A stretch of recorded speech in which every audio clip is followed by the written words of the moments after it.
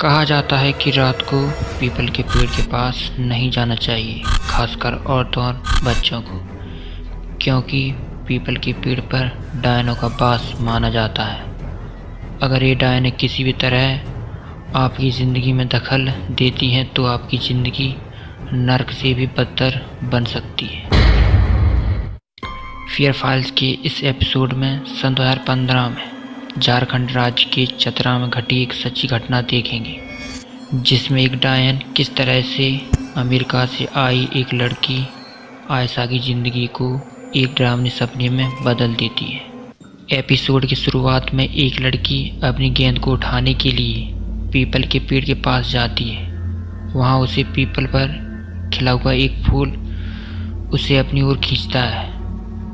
लड़की फूल की ओर बढ़ती है, तभी उसकी माँ आ जाती है और उसे पीपल के पेड़ के पास जाने को मना करती है और डांटते हुए कहती है कि पीपल के पेड़ के पास कभी मत आना, इस पेड़ पर डायन रहती है। चतरा की रहने वाली रानी की चचेरी बहन आयशा अमेरिका में रहती थी। जब वह मुंबई आई तो वह अपने पेरेंट्स के साथ रानी से मिलने के लिए चतरा आती है। आयशा रानी से मिलकर बहुत खुश होती है। आयशा को फोटोग्राफी का बहुत शौक था। उसे पेड़ पौधों की पिक्चर निकालना बहुत पसंद आता था। आयशा रानी को बाहर चलने को बोलती है। रानी अपनी माँ से बोलकर आयशा को बाहर घुमाने ले जाती है। तभी रानी की माँ बोलती है कि शाम होने से पहले वापस घर आ जाना, एक गांव है ना कि शहर। बाहर आकर आयशा ढेर सारी पिक्चर क्लिक करती है, साथ ही वह रानी को फोटो खींचना सिखाती है। रानी आयशा की तस्वीर ले रही थी, तभी उसके हाथ पर पानी की बूंद गिरती है। रानी ने ऊपर देखा तो आसमान में बादल थे। बरसात में भीगने से बचने के लिए रानी घर से छाता लेने के लिए जाती है और वह आयशा को वहीं रुकने के लिए कहती है। वह कहती है जब तक वह वापस ना आ जाए तब तक वह कहीं ना जाए। लेकिन आयशा रानी के चले जाने के बाद उसकी बातों को अनसुना कर देती है और वह आसपास के पेड़ पौधों की पिक्चर लेने लगती है। तभी उसे बहुत अच्छी खुशबू आई। वह खुशबू की दिशा में आगे बढ़ गई।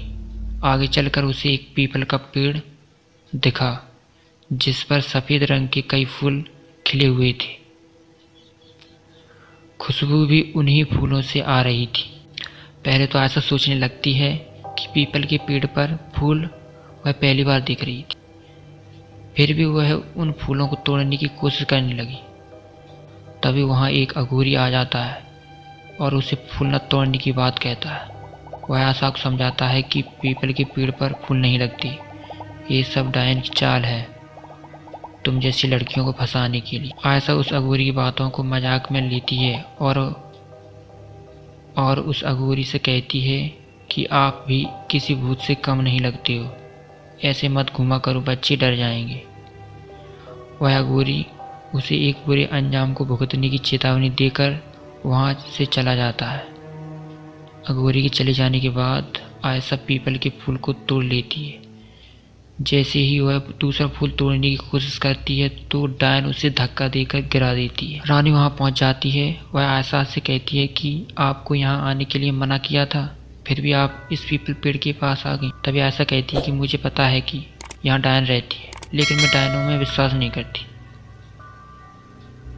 रानी आयशा को शाम होने से पहले ही घर वापस ले जाती है। रात को आयशा और रानी दोनों घर के बाहर बैठी बातें कर रही थी।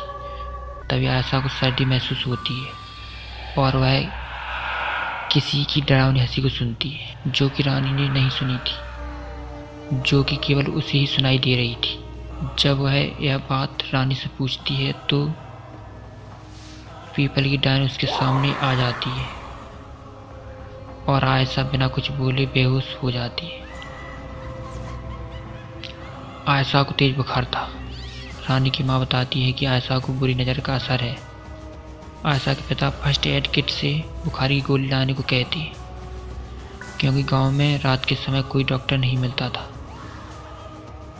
उसी रात जब आयशा की माँ पानी लेने के लिए रूम से बाहर निकलती है तो गेट अंदर से बंद हो जाता है और घर की लाइट चली जाती है।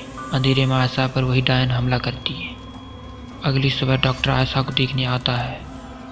डॉक्टर आयशा को ठीक करने के लिए जैसे ही इंजेक्शन लगाता है तो आयशा उसका हाथ पकड़ लेती है और वही इंजेक्शन उसको लगा देती है। साथ ही में वह उस डॉक्टर को वहाँ से भाग जाने को कहती है। डॉक्टर डरकर वहाँ से भाग जाता है। अब सबको समझ में आ चुका था आयशा पर किसी भूत प्रेत का साया है। रानी के पिता पास में रहने वाले एक बाबा को बुलाकर लाते हैं। वह बाबा आयशा की झाड़ फूंक करता है। तभी उसकी नज़र पीपल के पेड़ के फूल पर पड़ती है तो बाबा सब समझ जाता है। फूल को छूते ही आयशा आज़ाद हो जाती है और वह बाबा पर हमला कर देती है। तब पता चलता है कि पीपल की डायन कोमला अपना बदला लेने के लिए आई थी उन 21 लोगों से जिसने उसे मारा था और उसका बदला 21 लड़कियों की जान लेकर पूरा हुआ। बाबा भी वहां से भाग खड़ा हुआ। सभी ने देखा कि आयशा की हालत बहुत ख़राब हो चुकी थी और तभी आयशा को खून की उल्टी हुई। इसके साथ ही आयशा ने दुनिया को अलविदा कह दिया। आयशा का भाई राज अमेरिका से चतरा पहुंच गया था। उसे डायन वाली बात पर बिलीव नहीं हो रहा था। वह अपनी माँ और पिता को लेकर जाना चाहता था, लेकिन आयशा की तेरहवीं के कारण उसे कुछ दिन वहीं रुकना पड़ा। रात को जब राज छत पर आयशा की तस्वीरें देख रहा था तभी आयशा की आत्मा उसे आवाज़ देती है जो उस डायन के कब्जे में थी। इसके साथ ही उसी रात रानी पर भी वह डायन हमला करती है। अब राज को डायन वाली बात पर विश्वास हो गया था कि डायन वास्तव में होती है। रानी की हालत आयशा जैसी हो चुकी थी। उसको भी बुखार और सर्दी थी। किसी को कुछ समझ में नहीं आ रहा था कि डायन आखिरकार क्या चाहती है, उससे छुटकारा कैसे पाए। तभी गांव के कुछ लोग रानी के घर पहुंच जाते हैं। तब पता चलता है कि रानी की तरह ही गांव की 20 और लड़कियों की हालत भी ऐसी ही हो चुकी है। जब राज डायन से बचाव का उपाय पूछता है तो गांव वाले उस अघोरी बाबा के पास जाने को बोलते हैं। राज गांव वालों से उस अघोरी का पता पूछता है तो गांव वाले कहते हैं कि अघोरी जंगल में रहता है। राज उसी वक्त अघोरी के पास चलने की बात कहता है। राज की माँ उसे रोकती है और कहती है कि मैं अपनी बेटी को खो दिया है और अब मैं अपने बेटे को मुसीबत में नहीं डाल सकती। इस पर राज अपनी माँ को समझाता है कि अगर उसने कुछ नहीं किया तो गांव की 20 और लड़कियों की जान चली जाएगी। वो सभी आयशा की तरह ही मेरी बहनें हैं। रात को राज गांव वालों के साथ जंगल में अघोरी को ढूंढने के लिए जा रहा था। तभी एक गांव वाले पर डायन हमला करती है, लेकिन राज डायन पर गंगा जल छिड़ककर उसे बचा लेता है। सभी गांव वाले डर जाते हैं। राज सभी को हिम्मत रखने की बात कहता है। भटकते भटकते सभी अघोरी बाबा के पास पहुंच जाते हैं और उससे सहायता मांगते हैं। तब अघोरी बताता है कि कुछ दशक पहले इस गांव में कोमला नाम की औरत रहती थी जो 21 साल से कम उम्र की लड़कियों पर काला जादू करती थी और उनकी बलि देकर खुद को जवान रखती थी। एक दिन गांव वालों को उसकी असलियत पता चली तो कोमला को पकड़कर पीपल के पेड़ से बांध दिया और पीट पीट कर उसे मार डाला। उसकी लाश को वहीं गाड़ दिया। कहा जाता है कि अंतिम संस्कार न होने के कारण और अपनी शक्तियों की वजह से वह डायन बन चुकी है। राज अघोरी से उस डायन से बचाव का उपाय पूछता है तो अघोरी कहता है कि पीपल के पेड़ के नीचे उस डायन का कंकाल है, उसे जला दो तो वह हमेशा के लिए यहाँ से चली जाएगी। राज अघोरी और गांव वालों के साथ पीपल के पेड़ के पास पहुंच जाता है। जैसे ही सब उस डायन के कंकाल को ढूंढने लगते हैं तो डायन सभी पर हमला करने लगती है। डायन के हमले से सभी गांव वाले डर कर भाग जाते हैं तो वहां पर केवल अघोरी और राज बचते हैं। इसके बाद डायन अघोरी पर हमला करती है। जब तक डायन अघोरी को मारती तब तक बड़ी मशक्कत के बाद राज उस डायन का कंकाल को जला देता है।